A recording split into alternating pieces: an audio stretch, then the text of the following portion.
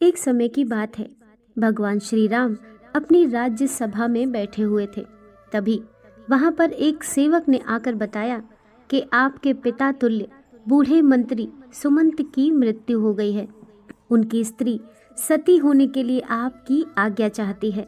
इस प्रकार श्री राम ये बात सुनकर तुरंत सुमंत के घर पहुंचे और वहां पर जाकर उन्होंने सुमंत की जन्म कुंडली मंगवा कर देखी तो पता चला कि सुमंत की आयु तो 9,999 वर्ष और 11 महीने की थी, जिसमें ये सारी आयु तो बीत चुकी थी, केवल 9 दिन शेष बचे हुए थे। यह देखकर प्रभु श्री राम ने गुरु वशिष्ठ को बुलवाया और उनसे कहा, हे गुरुदेव, सतयुग में मनुष्य की आयु 1,00,000 वर्ष की निश्चित की गई है।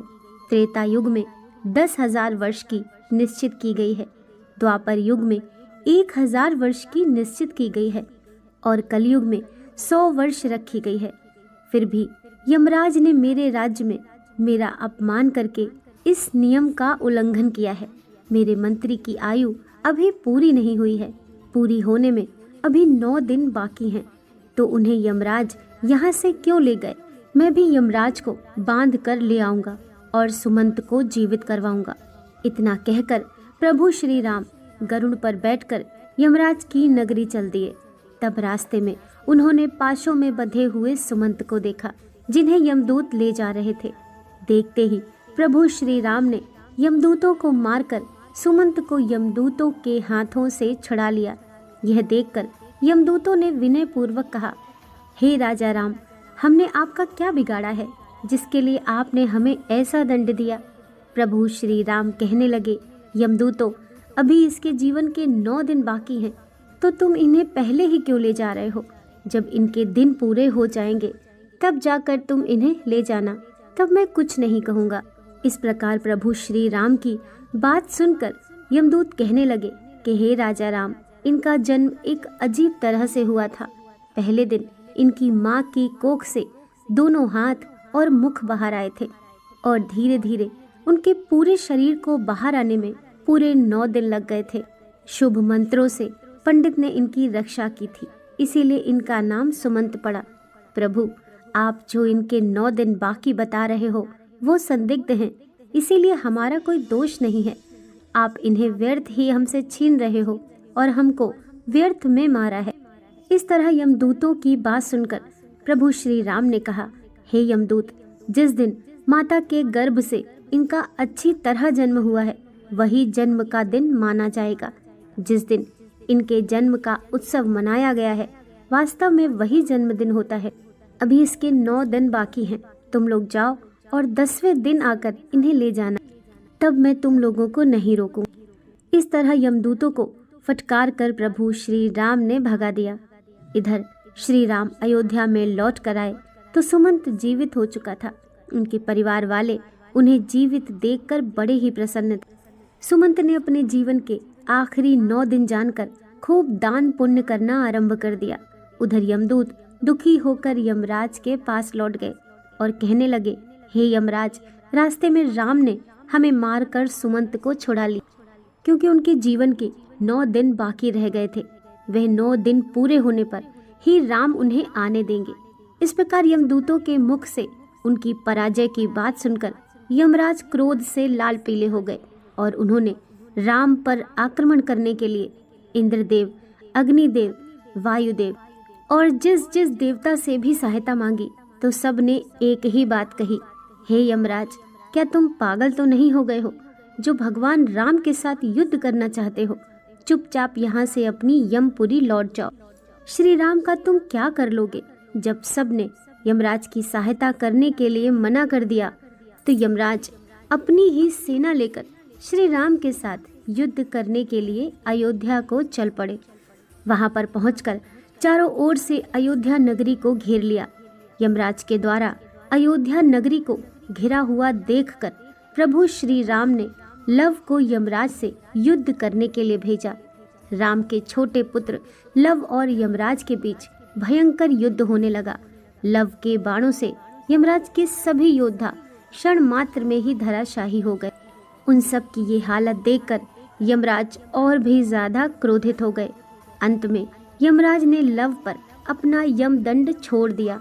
यमदंड को देखकर लव ने यमराज पर ब्रह्मास्त्र छोड़ दिया, जिसे देखकर यमदंड वापस लौट गया और लव के द्वारा छोड़ा हुआ ब्रह्मास्त्र यमराज के पीछे पड़ गया। ब्रह्मास्त्र को देखकर यमराज प्राण बचाने के लिए भागने लगे। उधर जब सूर्य देव ने देखा कि ब्रह्मास्त्र से यमराज का बच पाना मुश्किल है, तो घबराकर सूर्य देव राम के छोटे पुत्र लव के पास आए और प्रार्थना करने लगे, हे पुत्र, इस ब्रह्मास्त्र को लौटाकर यमराज के प्राण बचा लो, क्योंकि तुम हमारे ही वंश में उत्पन्न हुए हो और यह यमराज मेरा ही बेटा है। क्या तुम अपने पूर्वज यमराज को मार डालना चाहते हो? इस प्रकार सूर्यदेव के निवेदन पर लव ने ब्रह्मास्त्र को लौटा लिया। तब यमराज अपने पिता सूर्य को आगे करके श्री राम के पास गए। श्री राम ने सूर्य देवता का पूजन किया और यमराज ने श्री राम से क्षमा मांगी। युद्ध भूमि में जितने भी आदमी मर गए थे, उन पर इंद्रदेव ने अमृत वर्षा करके सबको जीवन दान दिया। उसके बाद श्री राम ने यमराज से कहा कि जब तक मैं अयोध्या नगरी पर शासन कर रहा हूँ, तब तक तुम उन्हीं मनुष्यों को अपने लोक में ले जा सकते हो जिनकी आयु पूर्ण हो चुकी है। उसी दिन से राम ने पूरी पृथ्वी पर ये घोषणा करवा दी कि आज के बाद कोई मनुष्य अपने नित्य कर्म को न छोड़े, ब्राह्मणों का कोई अपमान न करे, किसी के साथ द्वेष भाव न रखे, कोई किसी के धन को न चुराए और अगर धन चुराएगा तो उसे दंड मिलेगा। दुराचारियों को कड़ा दंड दिया जाएगा। धर्म कर्म सदा होता रहे। यदि किसी की अकाल मृत्यु हो तो तुरंत हमारे पास लेकर आए, उसे तुरंत जीवित किया जाएगा।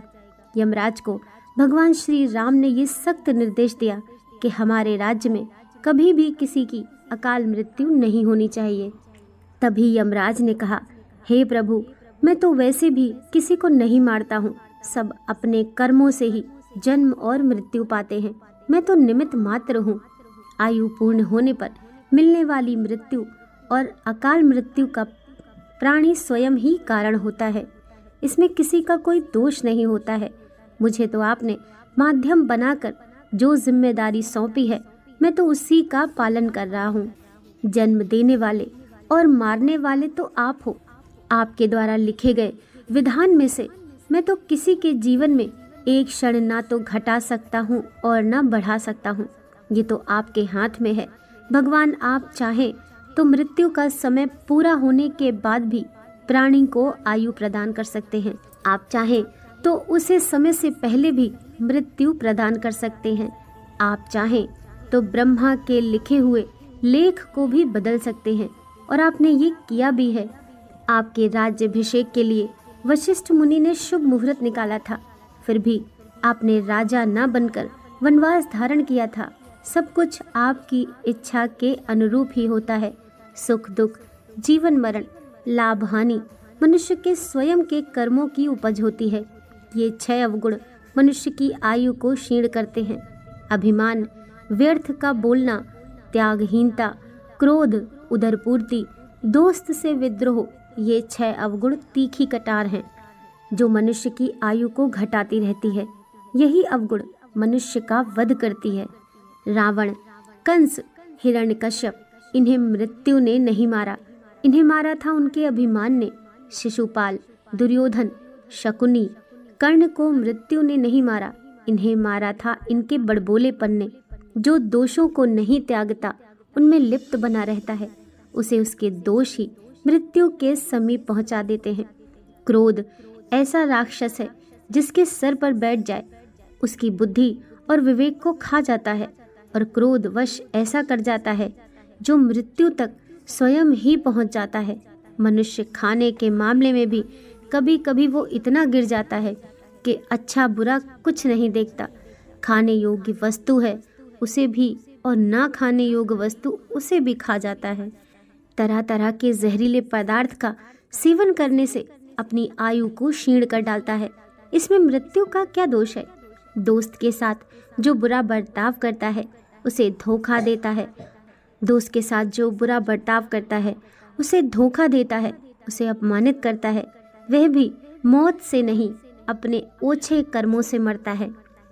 प्रभु श्री राम को प्रणाम करके यमराज अपनी यमपुरी लौट गए। दोस्तों, कहानी पसंद आई हो तो वीडियो को लाइक कीजिए, चैनल को सब्सक्राइब कीजिए। मिलते हैं नेक्स्ट वीडियो के साथ।